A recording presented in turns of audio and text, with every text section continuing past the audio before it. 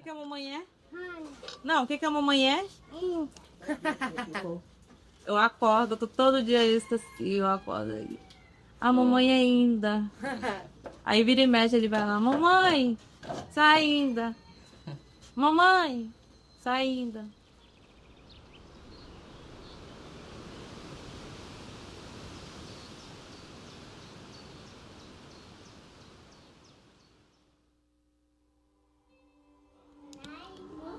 O que é isso aqui? Não sei. Qual é o nome disso aqui? Nai. E o nome disso aqui? Sou Hanna Vasconcelos Marques, tenho 33 anos, sou mãe de 6 filhos.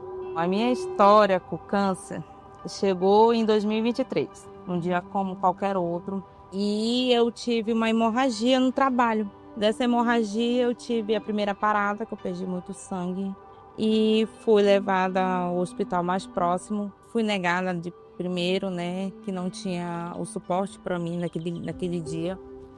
Então eu fui transferida para outro hospital no mesmo dia para saber o que tinha acontecido. E foi quando o doutor pediu uma biópsia de urgência e saiu o resultado com a neoplasia do colo uterino, que é o câncer, né?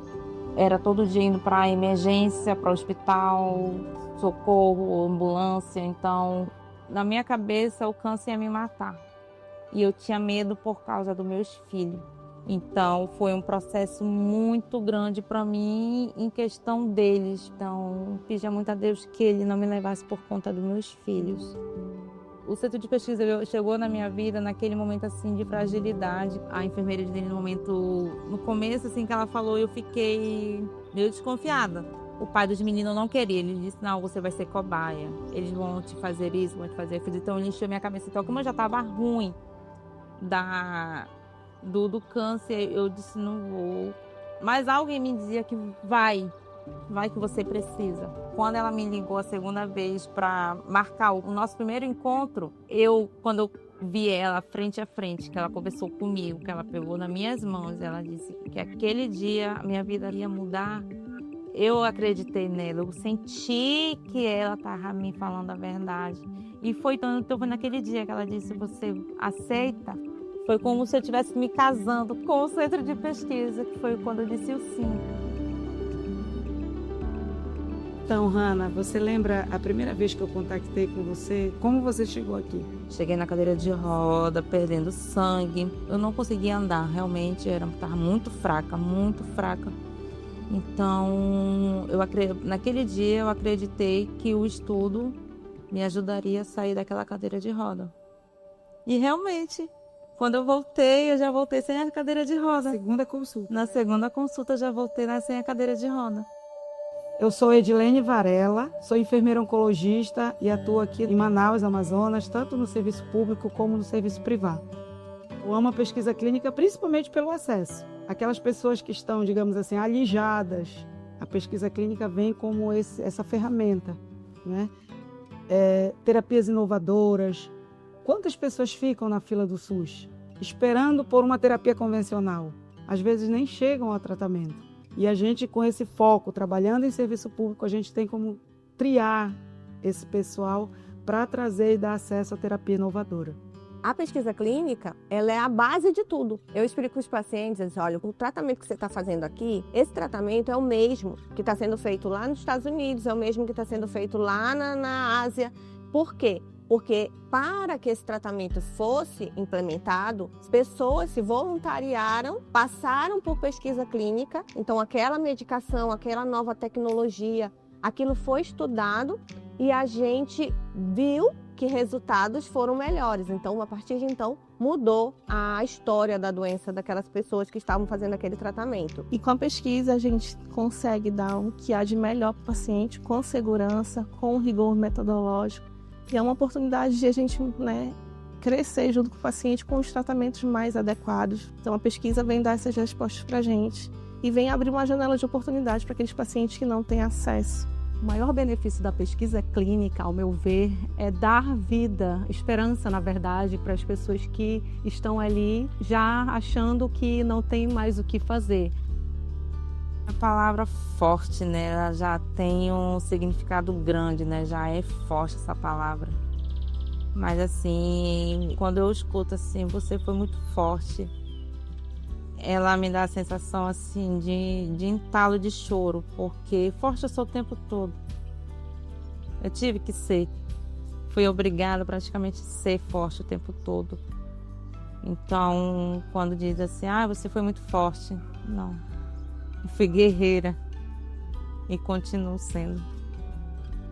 Minha mãe foi fundamental também em tudo, porque quando eu dizia, mãe, eu não vou mais aguentar. Mãe, eu não aguento mais. Ela disse, você aguenta. Você vai sobreviver, você vai. Ela batia muito nessa tecla. Por mais que eu dizia, mãe, eu não quero comer. Eu não tinha vontade de comer nem tomar água. Ela disse, você vai, você precisa. Enquanto ela empurrava, que eu era quase lágrima caindo, mãe, eu não aguento mais isso. Eu não aguento mais isso. Ela disse, você vai aguentar. Sabe por que você vai aguentar? Porque você não é fraca. Então você vai conseguir.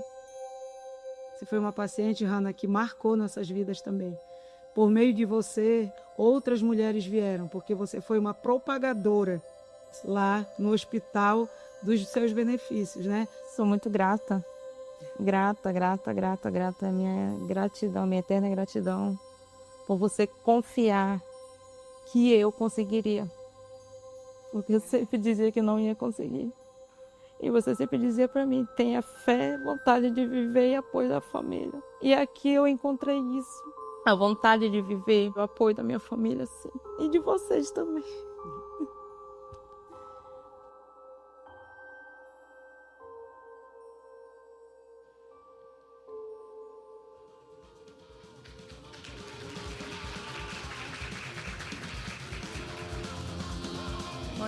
Bom dia pessoal.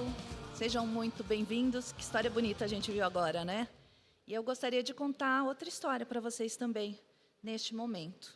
É a história da Juliana. A Juliana adorava a praia. Quando ela ia com seus pais à praia, ela levava os seus brinquedos favoritos, boias, óculos de natação.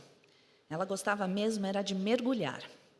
Puxava o ar, prendia a respiração, afundava até encostar na areia. Ela se sentia uma sereia.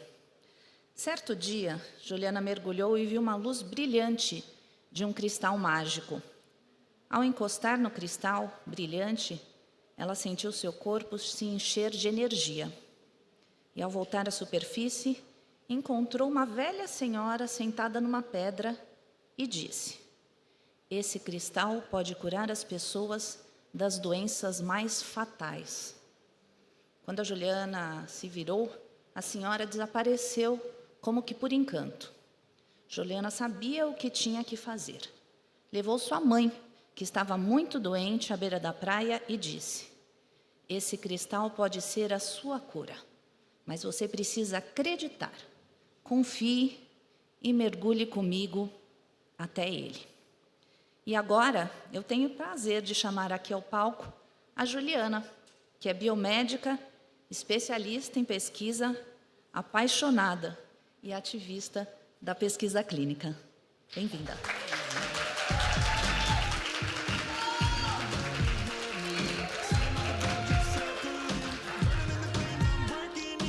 Não tem por que não. A pesquisa só tem porque sim. Vocês têm um papelzinho aí com vocês. E eu queria que a gente fizesse um manifesto antes que a gente começasse.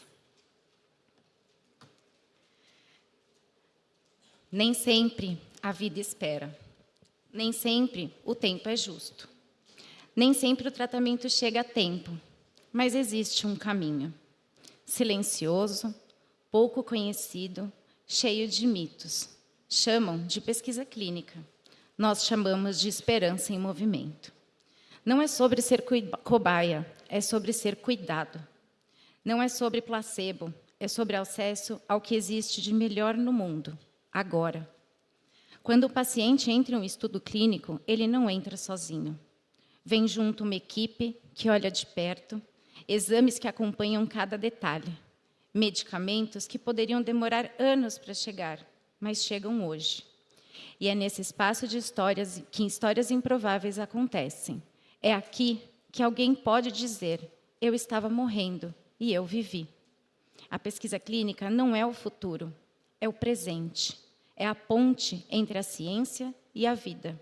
Por isso, nós convocamos todos, pacientes, médicos, pesquisadores, indústrias, startups, sociedade, porque juntos podemos mudar a história do câncer. E diante da pergunta, por que não? A resposta só pode ser uma, porque sim. Sejam muito bem-vindos.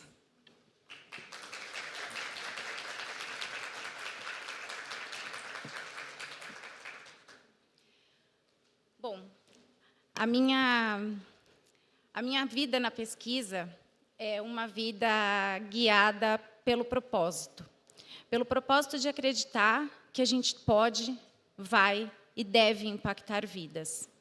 E a gente vive, né, dentro de um processo onde tudo é muito difícil, né? As pessoas têm preconceitos pré-estabelecidos.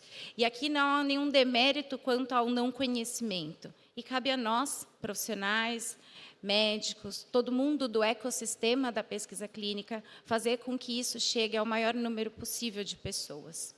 Mas, antes disso, quais são os pilares, né? Se a gente pensar que a pesquisa ela não é uma estrutura, ela é a ponte, né, entre a ciência e a vida.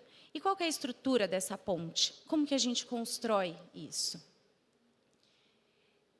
É feita uma descoberta, a indústria descobre uma molécula, os pesquisadores descobrem uma molécula.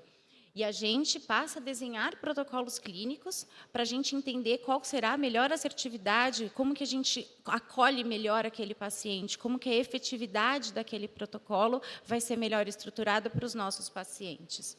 Feito isso, todas as instâncias regulatórias, as aprovações, elas são realizadas fora do país, dentro do país, para que essa medicação chegue até quem mais precisa.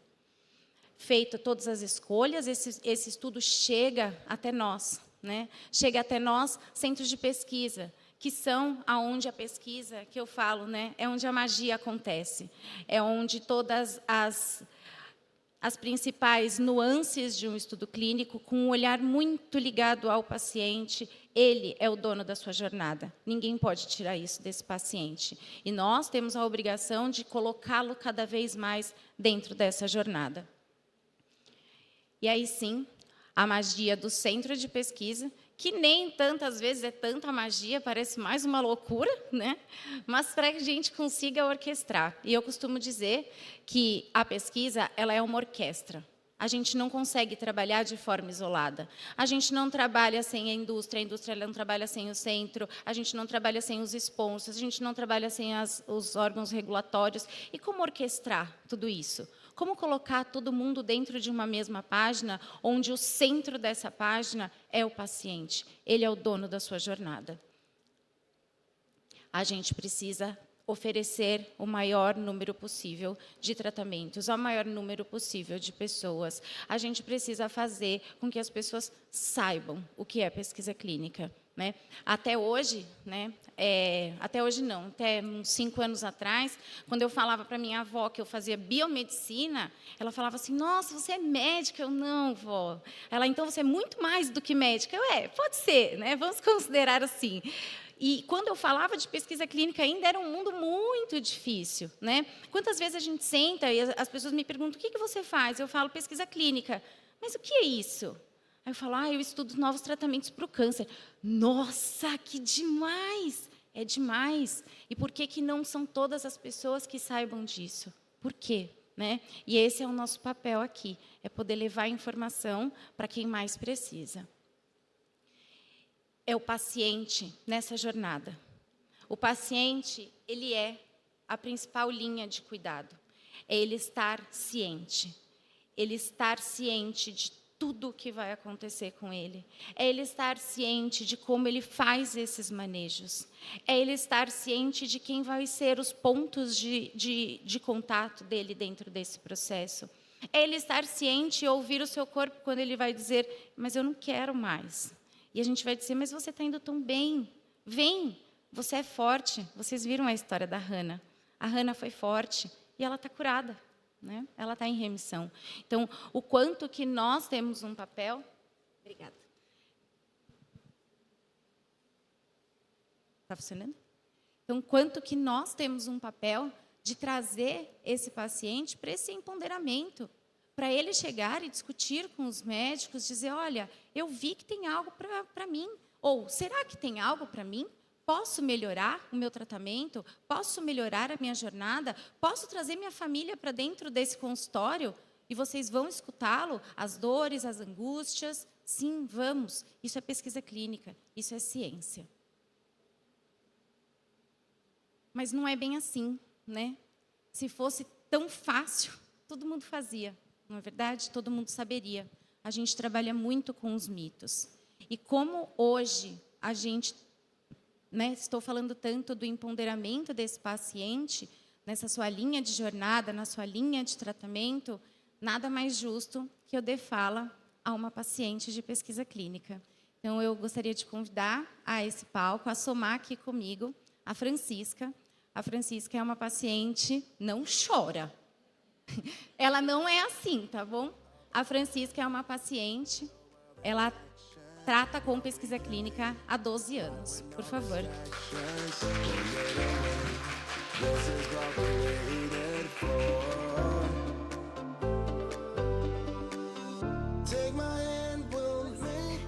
Ela vai acalmar e vai dar tudo certo, tá bom?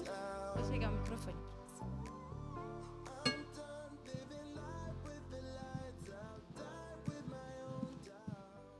Bom dia a todos, a todas. Horas vocês vão ver aqui eu secando, horas estou chorando, horas não estou, né? Eu tenho um probleminha nas vistas, então, assim, está sempre com lágrimas, né? Mas nem sempre estou chorando. E se tiver também, pode ter certeza que é de alegria.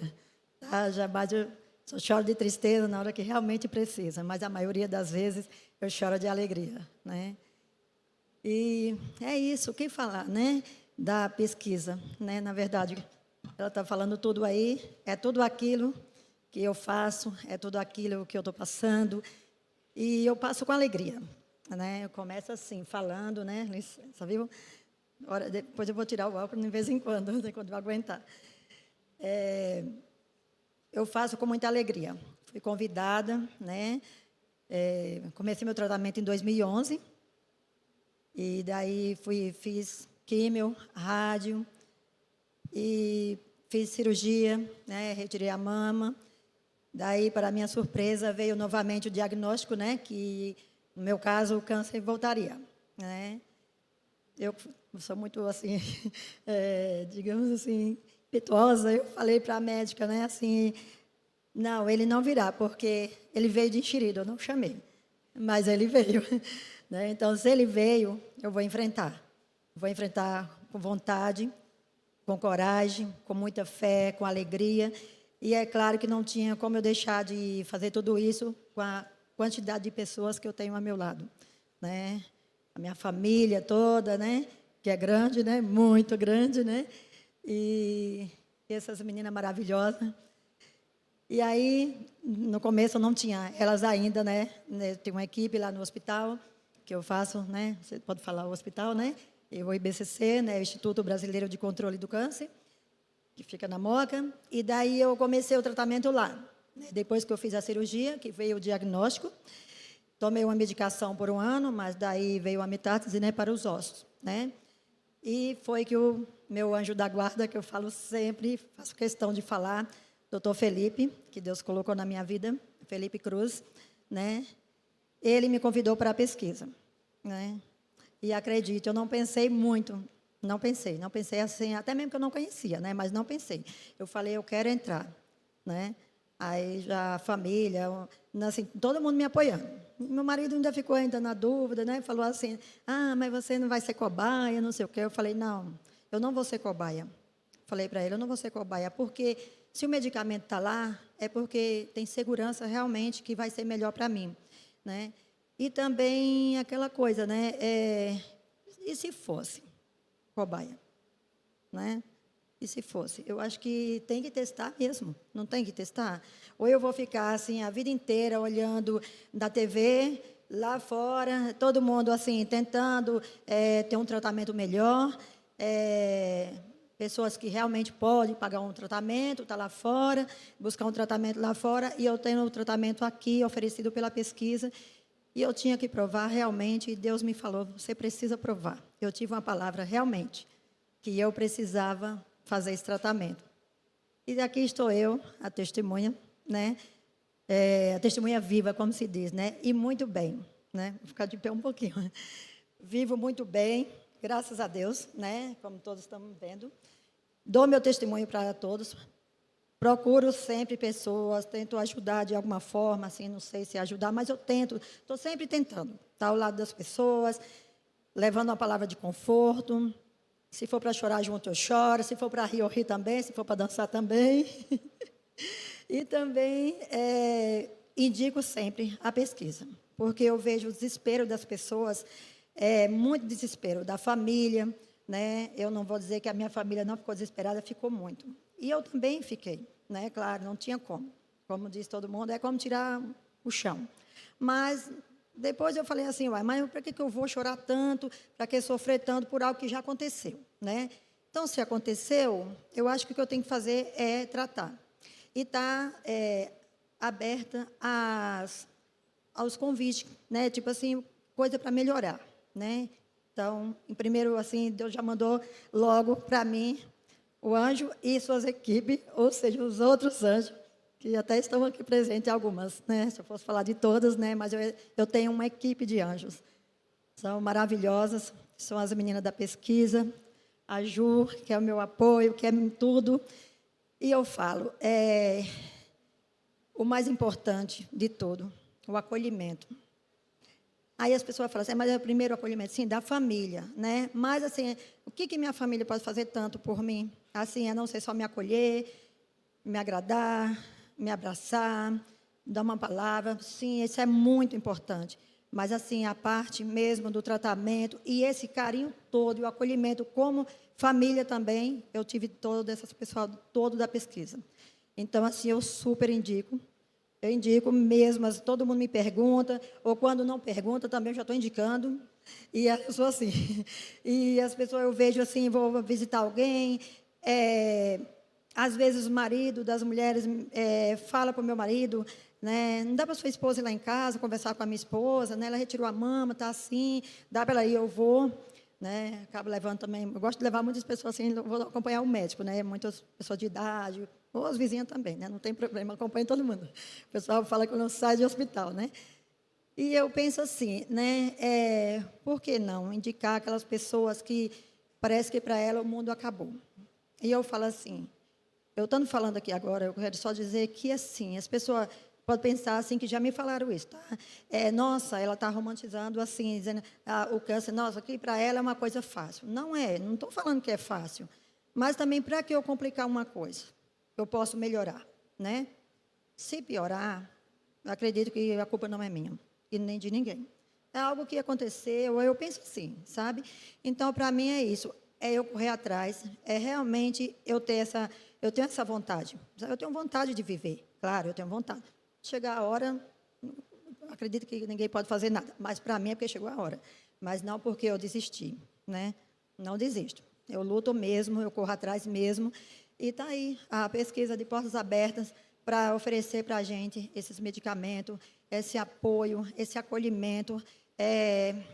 Essas meninas maravilhosas, porque eu só tenho que falar isso. Eu não sei se eu fosse falar tanta coisa aqui, mas, assim, é essencial. É tão bom você sair de casa, você saber assim que, mesmo você estando passando por um tratamento, que não é fácil, mas você sair de casa e saber para onde você vai. Você vai para um lugar que você vai ser acolhida, e acolhida lá do portão de fora, até dentro, até onde você for preciso entrar lá dentro, sabe? Então, assim, eu fico emocionada, muito mesmo, porque é muito acolhimento, é muito cuidado, sabe? Eu tenho todos os cuidados, informações, tudo. As meninas param para falar as coisas comigo, para falar comigo, para me acolher. Isso poderia nem acontecer tanto, porque eu acho, tadinha, elas já estão até enjoadas de mim, né? Afinal de contas, são quase 13 anos de pesquisa, né? 14, quase 15 de tratamento, né? Mas da pesquisa, quase 13 anos. E eu estou aí, me sinto assim realmente maravilhosamente bem, indico e acredite, todos os pacientes que estão lá, eu acabo fazendo rodinha assim para a gente conversar, converso muito com todo mundo e assim, todo mundo está bem, todo mundo está falando a mesma coisa, é como se todo mundo está falando pela mesma boca, sabe assim, todos falam a mesma coisa. Não ouvi assim ninguém falar, não escutei ainda falar assim o contrário, né? E eu estou aqui, que não me dei bem, que eu não estou bem, que isso, aquilo, outro. Não, todos falam a mesma coisa. Então, assim, eu falo sempre para as meninas que quando eu vou para o hospital, mesmo sem saber maquiar, eu acabo maquiando e compro roupa nova, sim, para eu ir para a minha aplicação a cada 21 dias. Porque para mim é um prazer. Sinceramente, é um prazer. E assim, eu fico pensando não só naquilo que eu vou fazer, no tratamento, mas assim, eu já fico pensando na acolhida, no que as meninas têm para falar. Para mim, todo dia, todas as vezes, eu já penso assim, já dá saudade, acredite. Porque, para mim, as pessoas falam, é um grande sacrifício. Você sair de sua casa, você enfrentar isso, aquilo, outro, tem dia que você não está muito bem, tem dia um pouco cansado. Mas, assim, eu sei que eu estou indo me cuidar. E eu sei que eu estou no lugar certo de ser cuidada. Eu falo direto, até falei com a médica lá do posto uma vez, eu falei para ela assim, no posto lá perto de casa, ela falou que ia me indicar para algum outro lugar, eu falei, não, Deus me livre, não faça isso. Falei para ela, se você puder me indicar e me deixar lá, até brinquei com ela, falei assim, você já ouviu falar que o time que está ganhando não se mexe, né? Então, deixa eu lá, por favor, eu quero estar lá. Não importa o tempo, para mim não importa, eu estou vivendo, eu tenho qualidade de vida. Sabe, eu faço um tratamento que eu tenho qualidade de vida. Eu passeio, eu viajo, eu vou para a praia. Não é porque eu retirei a mama que eu, sabe, eu uso minhas lingerie. Vou falar porque tem um monte de gente que acha que não pode usar. Né? Pode sim. Você pode usar e usar, né? Fica à vontade. Anda de jegue, né? Mata a gente do coração. Francisca tem metástase na coluna. Sim. Anda de jegue quando vai para o Ceará, dança forró, dá trabalho, viu? Dá trabalho. De moto, né? De moto, danço. Essa eu não sabia, essa é nova, a moto é nova. Moto. É spoiler agora. Pois é, cheguei lá agora, né, mês de julho, cheguei dia 4 de julho, quebrei o pé dançando, né? Mas assim, continuei, só dançando, sabe? E a melhora, graças a Deus, só veio para melhorar. O médico falou que já estava emendadinho o pé. Eu falei, ótimo, que bom. Então, já dá para usar um saltinho, né? Já dá para usar. Tá bom, já. Maravilhosa, é isso aí. Mas não foi sempre assim, né, Francisca? Não, mas... Assim, quando a gente olha para a pesquisa, né, e acho que quem trabalha na área, e até mesmo os pacientes, vive nessa constante justificativa, né?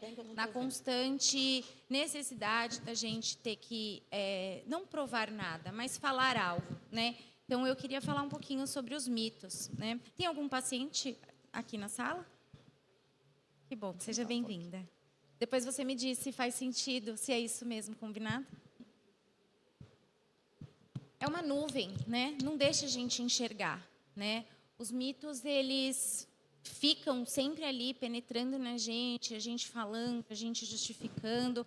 Passamos, né, por um processo onde a gente teve a questão da vacinação, né, que foi um teste clínico, né, está andando os dados ainda. Então, assim, a gente, de fato, está quebrando todas as nossas barreiras, né? A Francisca trouxe, né? Ela recebeu o apoio da família, mas o marido disse, mas você não vai ser cobaia? Sim. Né? Quando eu falo assim, pesquisa, eu trabalho com pesquisa, nossa, que legal, ou o que é? Aí eu falo, eu, né, estudo novos medicamentos. Você que faz as cobaias, assim, né? Eu, não, né? Não existe cobaia, né? Mas, assim, não é legítimo? No passado, dizer isso, sim, era legítimo. De fato, as pessoas eram cobaias. Então, a gente precisa desconstruir esse conceito de que hoje não existem cobaias. Hoje, o paciente é ciente. O paciente está na linha do processo. Nada acontece se ele não quiser, certo? Sim.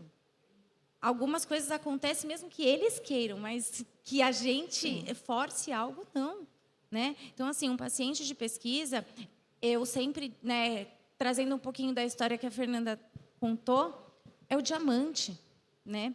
Ele é a joia rara desse processo todo da pesquisa. Sem o paciente, a gente não teria nenhuma medicação disponível. Quando a gente chega na farmácia e olha todo aquele monte de medicamento, as medicações só chegaram ali?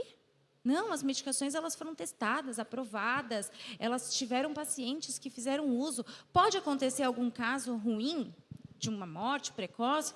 Pode, mas são fatalidades e está descrito isso dentro do protocolo clínico. Sim. Vocês já leram a bula do AS? Que parece inofensivo, né?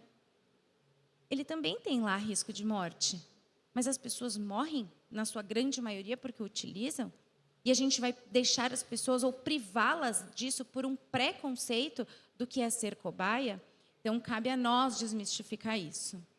Você é cobaia, Francisca? De jeito nenhum. Se sente um ratinho assim? Não, de jeito nenhum. Sou livre para fazer o tratamento, sou livre, como ela mesmo falou, parar quando quiser, ou, né, se não quiser, ou continuar e assim por diante. Não sou, nunca me senti, nunca tive esse preconceito e falo sempre para as pessoas. Já fiz outras reportagens, né, falando sobre isso, justamente sobre o preconceito, né, que as pessoas têm de tudo já falar assim, mas não é cobaia? Ah, você é cobaia, né? Você experimenta medicamento. Sim, fala sim. Eu falo, não sou cobaia. Não sou mesmo. Eu acho que isso realmente é um preconceito, porque por que não experimentar? Por que não, aliás, usar o remédio que está aí, né? Simplesmente, às vezes, por uma ignorância, não digo nem falta de informação, mas sim porque a pessoa não quer se informar, porque tem muitas informações, sabe? E as pessoas só correm atrás mesmo, eu acho, né? Eu digo isso até mesmo por mim, não, mas eu sempre gostei de estar sempre buscando muitas coisas, mas é através do meu tratamento que eu fui me aprofundando mais, né? Mas tem pessoas que, até mesmo fazendo o tratamento, ela ainda fica, assim, sem saber das informações, porque ela não procura. E eu sempre falo com elas, procura para o seu médico, procura para as meninas, porque aqui a gente é bem informado. Não é o caso de lá, que eu estou falando do hospital, mas sim pessoas que estão fazendo tratamento fora, né? Que vêm conversar comigo, aí já fala para mim, deixa eu entrar lá, né? Deixa eu entrar lá, me indica para eu entrar lá, como é que eu faço para entrar lá? E eu estou sempre indicando. Vai lá, peço para acompanhar as redes sociais, ver lá direitinho tudo, comparecer nas palestras, tudo mais, né? Se informar mais, porque informações tem e medicação tem. Mas ainda falta muita gente tem ainda. Medicação, né? Não tem placebo, né? Não tem placebo. Oncologia, a gente não trata o paciente com placebo. A gente não priva pacientes do tratamento. Para doenças graves, doenças crônicas, não existe placebo na pesquisa. O paciente vai receber o melhor tratamento disponível que está, né? Seja ele particular, seja ele aprovado, medicamento aprovado, já liberado para utilização, é o que a pesquisa vai oferecer como a base, que é o Standard of Care, é o plano ouro, né? É o padrão ouro, bem como todos os pacientes merecem. Então, não há placebo, né? A indústria esconde a cura. Eu já vi isso. Você é vendida da indústria. Você já tem a cura e guarda. Eu falei, gente, a gente é muito mal mesmo, né? Nossa. A gente estuda para a gente poder cada vez mais tratar as pessoas, para que o câncer ele não seja que tem essa carga pesada, né, em cima. Ele é uma doença dura, cruel, né? A gente viu a história da Hannah, como a gente viu a história da Francisca, como a gente vê diversas outras histórias, mas a gente pode deixar isso mais leve, a gente deve deixar isso mais leve, a gente deve colocar a pesquisa clínica, o câncer como uma doença que a gente aprende a conviver, né? Lida com a cura. A Francisca é uma paciente paliativa. Nossa, paliativa, mas ela está aqui falando, ela não está numa cama. Não, ela está aqui, viva, muito viva, né? Ela estava dançando aqui para passar o nervosismo antes da gente começar. Isso é viver, isso é trazer qualidade de vida. Todo paciente tem direito a isso. E pensar que nós temos essa responsabilidade como profissionais de saúde. Então, a indústria ela não tem a cura, né? Estamos juntos buscando, e, com certeza, os pacientes serão os primeiros a saber quando isso acontecer. As pesquisas são muito arriscadas. Não. A pesquisa ela tem um monitoramento muito próximo. O paciente passa em consulta a cada 21 dias. Ele tem um telefone 24 horas, onde ele pode acessar a equipe a qualquer momento, a qualquer necessidade. Tem uma equipe que acompanha e olha para esse paciente de forma individualizada. Então, a gente tem a assistência farmacêutica que olha para aquele paciente e entende que ele não vai conseguir tomar aquele medicamento sozinho em casa. Então, faz um sol, faz uma lua, liga para o paciente, põe despertador. A coordenação que olha para esse paciente com um olhar mais humano e mais próximo, entendendo se esse paciente está bem ou não está. Então, quando elas falam assim, Ju, acho que hoje ela não está bem, por quê? Achei ela triste. E aí a gente pega o questionário de qualidade de vida, de fato ela está. Então, é conhecer esse paciente olho a olho. Tem risco? Tem risco. Está descrito no termo de consentimento. Sim, o paciente, ele está junto da gente nessa jornada. Mas tudo tem risco. E quando a gente entende que esse paciente está sendo colocado em risco de alguma forma, por algum evento adverso, ou por alguma piora, ou porque esse paciente está vindo sozinho, é um risco, certo? Precisamos que esse paciente venha junto de alguém, a equipe olha, orienta, acolhe e traz esse paciente para próximo. Arriscado é só não querer ir embora, né, Francisca? É verdade. Os pacientes não têm benefícios. Você pode falar para mim, Francisca, você tem benefícios? O forró é um deles, né? Manter o forró é um deles, né? É um deles. Todos os benefícios. Como eu digo, eu levo uma vida assim maravilhosamente bem. Os pacientes têm benefícios e não só, a gente não está falando somente da questão do medicamento, do tratamento em si, mas para mim a principal, só voltando um pouquinho, eu perdi minha mãe, tem 15 anos, por esclerose múltipla, né? E quando eu acompanhei a vida dela, o que mais me deixava triste, né, era ver como a qualidade de vida dela estava indo embora, né? E eu falava, não é justo, né? Porque ela era uma pessoa super ativa, super vaidosa, e de repente ela não tinha mais aquilo, que era dela, não era meu. E eu não tinha como oferecer isso para ela. E quando eu comecei a trabalhar na pesquisa, que eu vi aqueles questionários de qualidade de vida, eu falava, isso importa, né? O olhar do paciente, como ele está, importa, porque não adianta ter a melhor medicação se a gente não consegue viver. O mais importante é viver. E eu acho que a pesquisa clínica, ela traz esse olhar, viva, né? Seja viva, esteja viva. E se não estiver, a gente vai buscar como poder te ajudar. Elas não são éticas. Bom, a gente teve a primeira lei da pesquisa clínica aprovada, né, no país. Ainda a gente está entendendo como que as coisas vão caminhar um pouco com essa lei, mas temos uma lei que regulamenta a pesquisa clínica. Nós já tivemos diversos processos, nós temos comitês de ética, nós temos ainda atuando a CONEP, que é a Comissão Nacional de Ética em Pesquisa. Nenhum estudo no país acontece sem uma validação ética.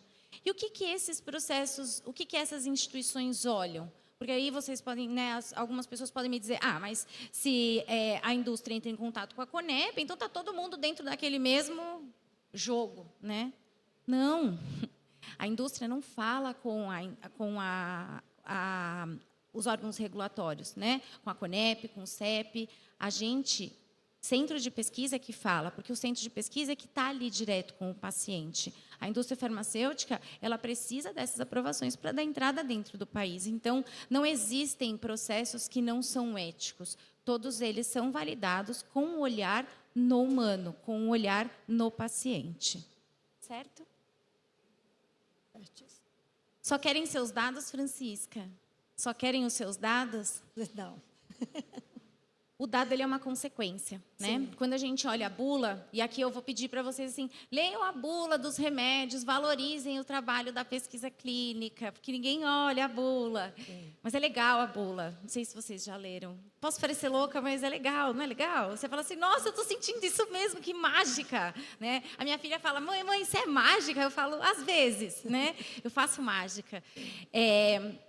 Os dados, eles são importantes para a gente poder dizer que aquela medicação serve para determinado paciente, que tem que tomar naquela dose correta, que tem que tomar de quanto em tanto tempo, mas ninguém quer os dados da Francisca exclusivamente. Eles nem sabem que a Francisca é a Francisca.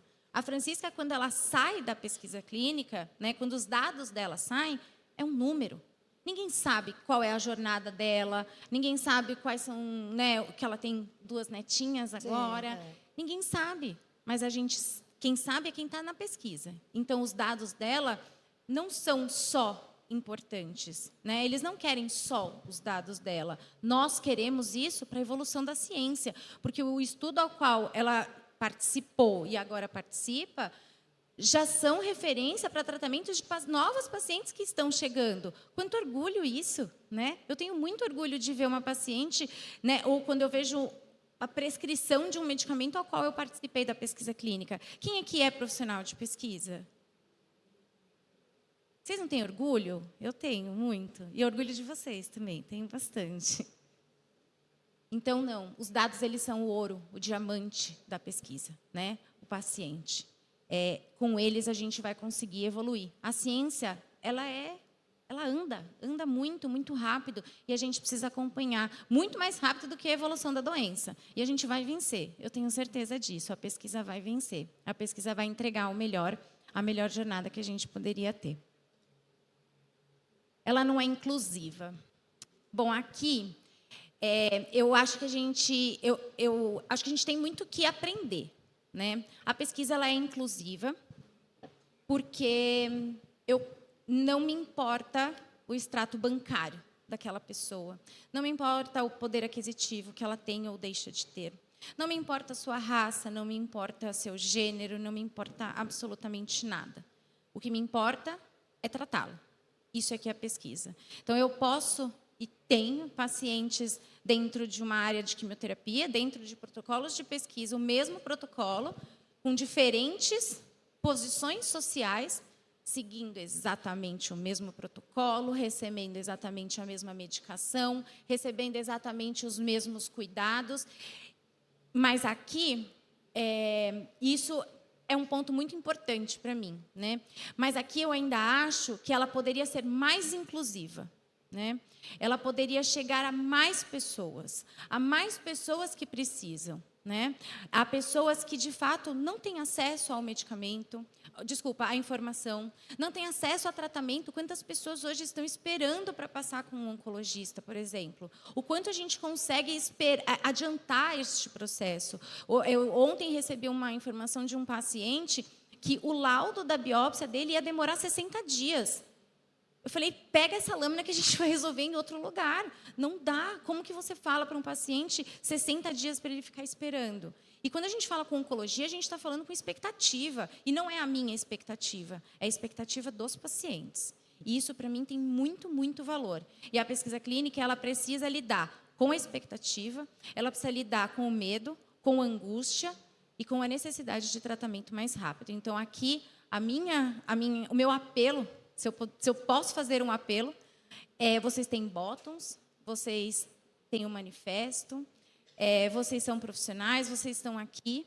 Eu queria juntos que a gente criasse um movimento para a gente poder levar a pesquisa clínica ao maior, infinito número de pessoas que precisam. Muito se fala hoje, né? Vamos fazer pesquisa no Norte e Nordeste.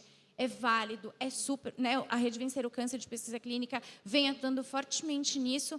Mas será que é só sair, ir para o norte, ir para o eixo norte-nordeste que a gente vai resolver o problema de inclusão e acesso à pesquisa clínica? Quantas pessoas que estão aqui neste congresso não sabem o que é pesquisa clínica? Quantas pessoas da nossa família não sabem o que é pesquisa clínica? Eu tenho projetado ir para as periferias falar de pesquisa clínica. Porque ali são as mulheres pretas e pobres que não têm acesso, na sua grande maioria mulheres, mas homens também, que não têm acesso à informação, ao acolhimento. E se a gente fala assim para ela, vem aqui que eu vou te ajudar, ela tem receio, o que vão fazer comigo? Né? Será que vão mesmo me ajudar ou só estão querendo me usar? Né? Porque é assim que ela se sente. E é legítima a dor. A dor dela é legítima, ela já passou por diversos outros processos como esse. Então, a gente precisa criar uma voz, um movimento para a pesquisa chegar ao maior número possível de pessoas. Passou, a nuvem passou. Vocês estão sentindo bem? Ótimo agora. A nuvem passou. Vocês entenderam que dá para a gente viver num momento, numa ponte linda, com sol, trazendo informação, trazendo a educação da população, trazendo depoimentos, trazendo pessoas, trazendo esperança, expectativa, aliança. Eu acho que esse é o principal motivo da gente estar aqui. A pesquisa é a ponte. Ela é a ponte entre a ciência e a vida. E a gente precisa fazer com que essa ponte esteja sempre ensolarada, bonita, calma e cheia. Eu quero esse trânsito que a gente pegou aqui, todo mundo pegou, né? Com certeza. Eu quero trânsito em todos os centros de pesquisa clínica. Todos parados, fila para entrar. É isso que eu quero. E quem me conhece sabe que o meu maior desejo é a gente fazer uma passeata lá na Paulista, com bandeira da pesquisa clínica, parando, causando no trânsito. Alguém topa aí comigo? Ninguém? Não é possível. Ninguém? Não, pode levantar. Vocês vão, todo mundo vai. Vamos lá. Isso, obrigada. A gente precisa fazer alguma coisa para as pessoas verem a gente, para as pessoas saberem. E só assim a gente vai conseguir vencer. Tem tanta marcha na Paulista, por que a gente não pode ir também? Não é? Não é verdade? Acho que a gente tem o nosso espaço, sim. E por que a pesquisa é sempre sim? Porque sim. Só tem sim, não tem não. Sim a novos tratamentos. A oportunidade de você tratar com algo que ou não teria acesso, ou vai demorar muito para ter acesso, né? São medicamentos de ponta, são medicamentos eficazes, já tem comprovação. Os estudos que estão aqui no país têm comprovação. A gente sabe que vai tratar, né? A grande maioria pode ter casos em que efetivamente não há, sim, mas a gente vai remanejar e a gente vai atrás de outro protocolo clínico. Acompanhamento multidisciplinar. A pesquisa,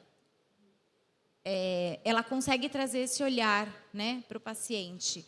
Esse olhar farmacêutico, da enfermagem, psicológico, do médico. Na terça-feira a gente fez, né, uma palestra sobre pacientes com câncer de bexiga, e uma das falas dessa pesquisa que foi realizada é que o paciente ele quer falar com o seu médico, ele está ali disposto para sentar e discutir. Então, que a gente ouça, que a gente seja esse porta-voz de escuta desses pacientes, né? Então, a equipe médica também está circulando nesse olhar 360 para o paciente multidisciplinar. Tem acesso aos exames, né, de forma gratuita, o paciente ele não tem nenhum custo em relação a essa jornada. No país, a gente não pode, né, pagar o paciente de pesquisa clínica, como acontece em outros países, mas aqui a gente reembolsa os pacientes de qualquer custo que esse paciente venha a ter. Então, não há nenhum ônus para esse paciente, só há bônus, certo? E tem tempo, né? Ganha tempo, né, Francisca? Ganha qualidade de vida. Teve um paciente que a gente conduziu lá no núcleo de pesquisa do IBCC. Esse paciente ele tinha 6 meses de vida. O médico falou, Ju, é a oportunidade que ele tem na hora da gente consenti-lo. Era um melanoma metastático e tinha um protocolo de pesquisa clínica para ele. Esse paciente, muito revoltado, um paciente novo, era um paciente de convênio, ou seja, já tinha acesso a medicações boas naquele momento, né, eficazes. E ele falou, mas por quê? Como que você me garante que isso vai dar certo? Eu falei, eu não consigo te garantir, né, mas eu posso te dizer que neste momento é o melhor, né, junto com o Dr. Felipe, na época. E esse paciente participou do estudo, tomou todas as medicações e ele curou. Ele curou da metástase, curou do câncer, né? Hoje é um paciente que está livre de tratamento. E eu lembro que, na época, ele começou a ter o anseio de viver, né? Porque ele não sabia quanto tempo ele ia... Então, ele passou a viver e ele falava assim, eu não posso ficar ruim, Eu não posso ir para a quimioterapia e ficar ruim porque eu vou viajar, porque eu quero correr, porque eu quero... Né? E aí ele passou a entender que quanto mais o anseio de viver dele permanecia dentro dele, mais ele vivia. Não foi somente a medicação, né? Não foi somente o protocolo de pesquisa que curou ele, mas foi o conjunto, né? Toda a multidisciplinaridade da pesquisa clínica. E aí, Francisca, eu queria que você retomasse um pouquinho o porquê sim, né? Porquê sim da pesquisa clínica, que a gente possa levar esse movimento aí daqui para frente.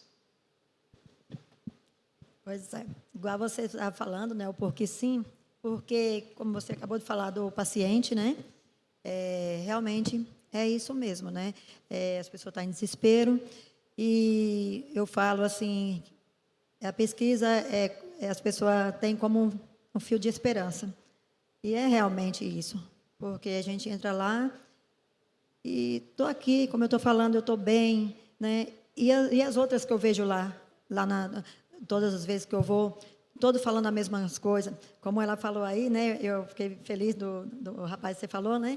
E lá eu escuto muito isso também. As meninas chegam, vou dar um tchau para você, porque agora, ó, aquele tumor que tinha, graças a Deus, diminuiu, ou acabou, ou nossa médica falou que agora eu vou ficar só em acompanhamento, aí chega outra, aquela... Então, isso é gratificante. Isso é bom demais, isso é maravilhoso. A gente saber que a gente não está numa luta em vão, né?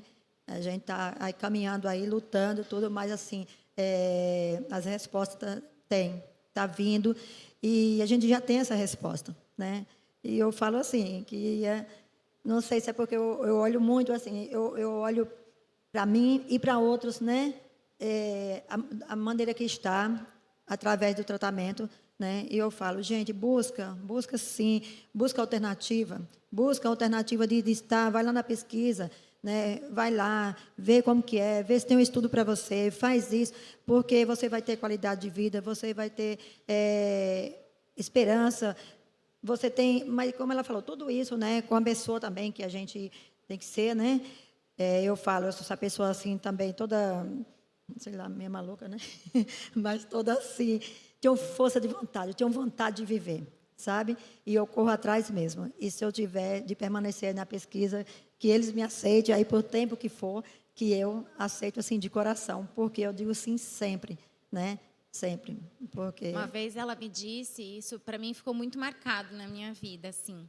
Ela falou assim, Ju, eu peço em todos os dias nas minhas orações que se o câncer piorar e eu precisar, né, de outras medicações, que Deus me dê a pesquisa clínica novamente. Porque se Ele não me der, eu acho que aí eu não vou aguentar.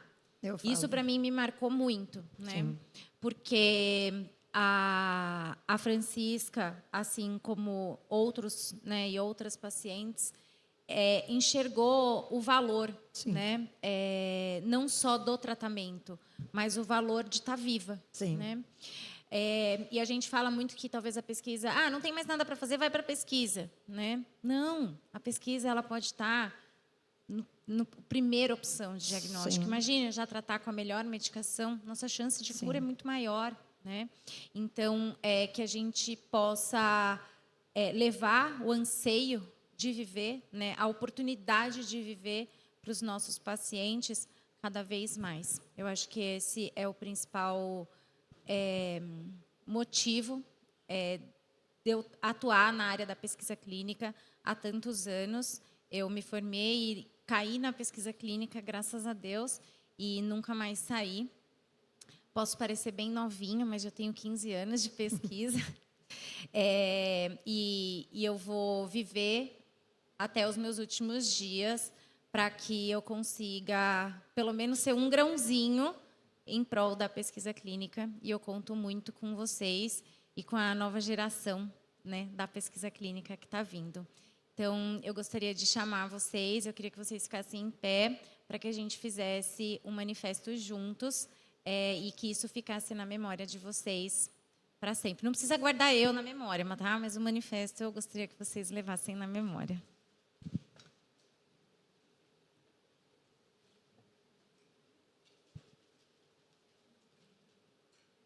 Nem sempre a vida espera, nem sempre o tempo é justo, nem sempre o tratamento chega a tempo. Mas existe um caminho, silencioso, pouco conhecido, cheio de mitos. Chamam de pesquisa clínica. Nós chamamos de esperança em movimento. Não é sobre ser cobaia, é sobre ser cuidado. Não é sobre placebo, é sobre acesso ao que já existe de melhor no mundo, agora. Quando um paciente entra em um estudo, ele não entra sozinho. Vem junto uma equipe que olha de perto, exames que acompanham cada detalhe, medicamentos que poderiam demorar 10 anos para chegar, mas chegam hoje. É nesse espaço que histórias improváveis acontecem. É aqui que alguém pode dizer: eu estava morrendo e eu vivi. A pesquisa clínica não é o futuro, é o presente. É a ponte entre a ciência e a vida real. Por isso, nós convocamos todos, pacientes, médicos, pesquisadores, indústria, startups, sociedade. Porque juntos podemos mudar a história do câncer. E diante da pergunta por que não, a resposta só pode ser uma.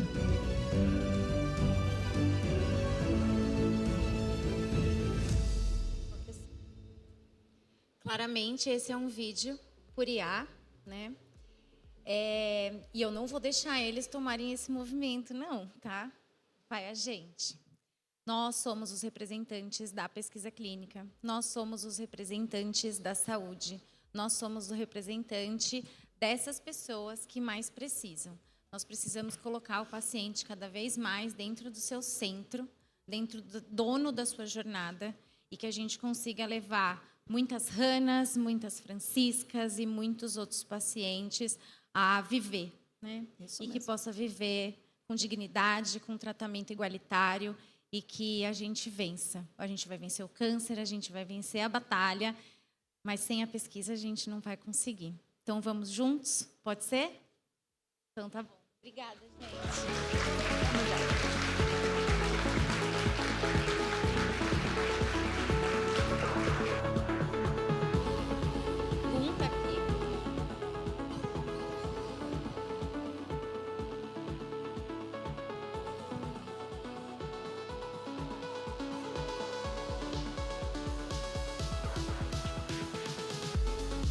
Bom, vamos lá. Vamos sentar aqui, Francisca, só para a gente ler.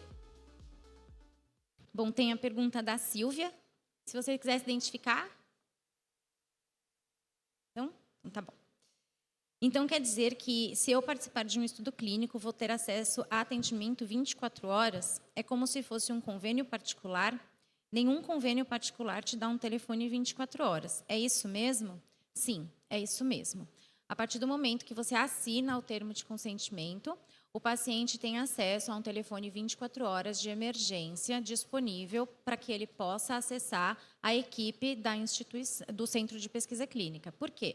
Pode ser que ele não pode tomar alguma medicação, ou ele vai tá com algum evento adverso, e ele não pode tomar o que ele tem em casa, né? Então, ele sempre vai entrar em contato com a equipe médica e a gente vai fazer todo esse direcionamento para ele. A gente tenta que esse paciente não vá com frequência ao hospital, né, ao pronto-socorro. Todo o Centro de Pesquisa Clínica tem um hospital retaguarda para assistência desse paciente, tanto pronto-socorro quanto para os processos do estudo clínico. E ele tem, a gente sempre vai direcionar para fazer todos os manejos desses eventos adversos, tá bom? A próxima pergunta é do Jorge. Sendo paciente SUS, posso participar de pesquisa? O medicamento é melhor do que no SUS? Se você for paciente de pesquisa, se você for paciente do SUS, do convênio, particular, de nenhum lugar, né? Porque às vezes a gente tem pacientes que estão perdidos aí no sistema. Qualquer paciente é paciente elegível para pesquisa clínica, né? O tratamento disponível, sim, vai ser melhor do que o oferecido no SUS, porque o SUS tem um tempo de atualização, né? E aqui, por favor, não estou falando mal do SUS, o SUS é o melhor sistema do mundo, mas ele tem um tempo de atualização, né? E a pesquisa clínica está lá atrás ou na frente, mas trazendo esse avanço de tecnologia, de tratamentos. Eu acho que isso é muito importante. A Maria, esse medicamento da pesquisa vão chegar no SUS quando? Vamos ter acesso a esses medicamentos no SUS? Eu não sei, Maria. Eu não sei. Existe uma jornada aí de 15 anos, tem medicamentos até que estão há 20 anos, né, já defasados pelo sistema. Então, eu não tenho essa resposta. O objetivo é que sim, né? O que a gente mais quer? Quanto mais pacientes movimentando essa cadeia, a gente consiga levar essa informação para o Ministério, para que a gente consiga, né, não pressionar, mas evidenciar o quanto é benéfico a utilização daquela medicação.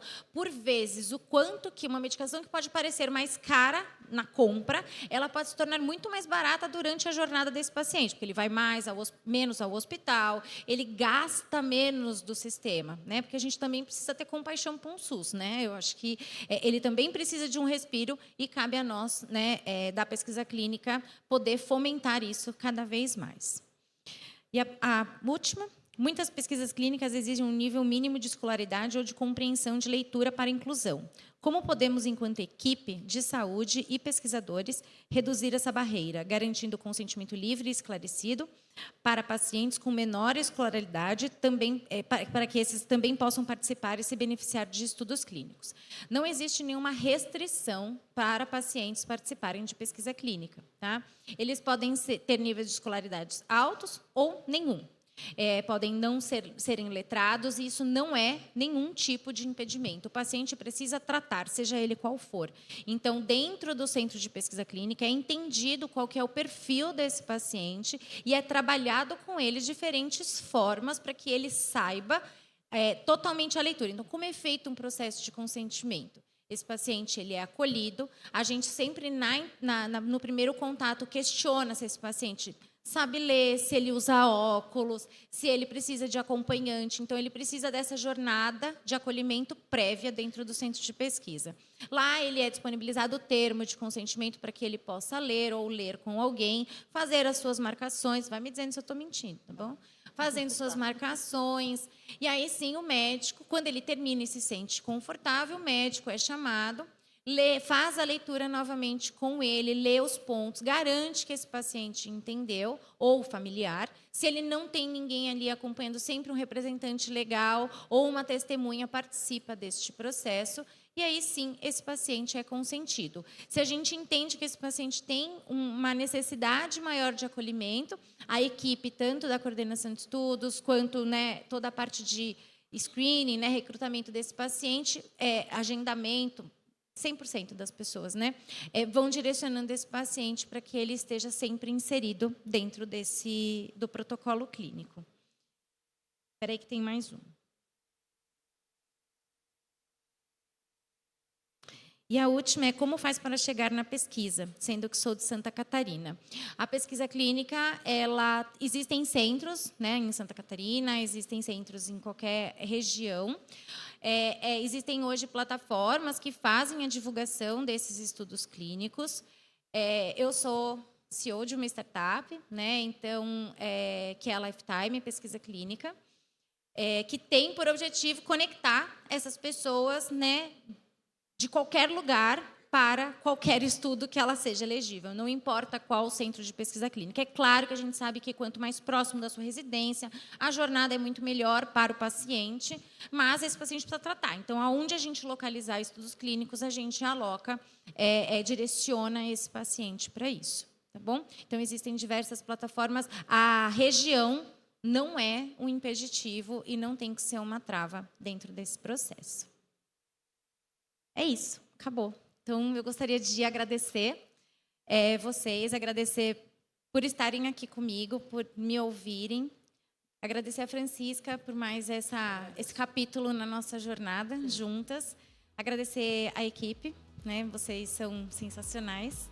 E agradecer o TJCC por ter essa pauta de pesquisa clínica, que eu acho que é muito relevante e importante. Obrigada.